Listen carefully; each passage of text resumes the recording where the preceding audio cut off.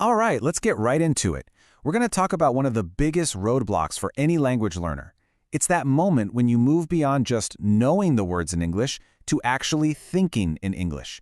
This is the real secret to fluency, so let's unlock it together. You know that feeling, right? You've studied the grammar, you've memorized the vocabulary, but when you actually try to speak, it's like there's this wall. There's a lag, a block, and it is so frustrating.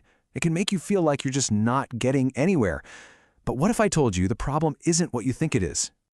Here it is, the real barrier. It's not about learning more words. It's this habit we all have of thinking a thought in our native language first, and then trying to translate it word for word into English. That's the little engine that's slowing you down and making things sound, well, a little clunky. So let's call this what it is, the translation trap. We're going to break down exactly why this mental habit is such a problem and how it's really stopping you from hitting that next level of fluency. Okay, just look at the two sides here. On the one hand, you have mental translation. It's slow, it often sounds unnatural, and let's be honest, it's where a lot of mistakes happen. But on the other hand, you have direct thinking. This is the goal.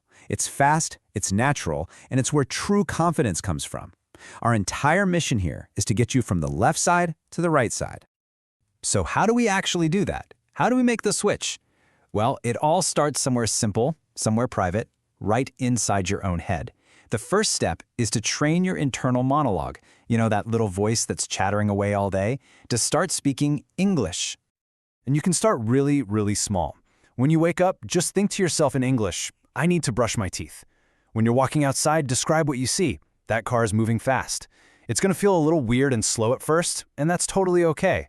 The key here is patience. You're literally building a new mental highway from scratch.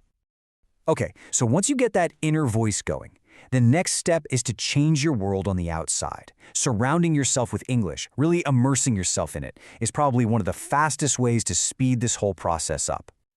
I absolutely love this quote because it's so true. Your brain is a sponge. It just soaks up the patterns in the rhythm of a language without you even trying. You don't have to understand every single word you hear. The idea is to just let the language kind of wash over you.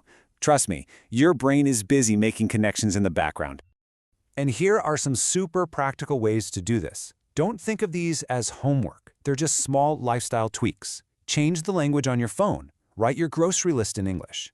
These little things, day in and day out, force your brain to connect English to your actual life. And that's how it becomes automatic. Now, this next part is a big one.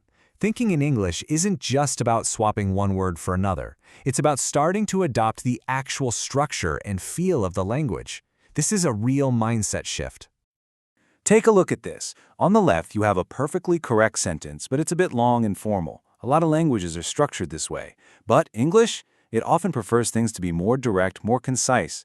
So instead of translating that complex thought, practice just thinking the shorter version on the right. It feels more natural, it's way faster, and it's much closer to how people actually speak.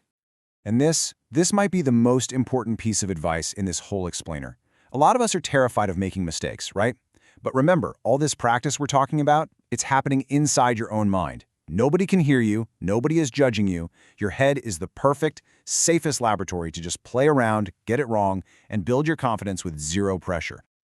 So why bother with all this? Why go through the effort of rewiring your brain? Because the payoff, the reward at the end of all this is huge. It completely changes your entire relationship with English. What you get is freedom. It's as simple as that. When you stop translating, you start actually participating. Conversations just flow. Your speech becomes smooth and natural. Your confidence just soars. English stops being a school subject and starts being a part of your life. That, right there, is real fluency. So I'll leave you with a question, a little challenge. Don't wait for tomorrow. Do it right now. Your very next thought, whether it's I'm a little hungry or this was interesting, try to make it one that's born directly in English. So what's it going to be?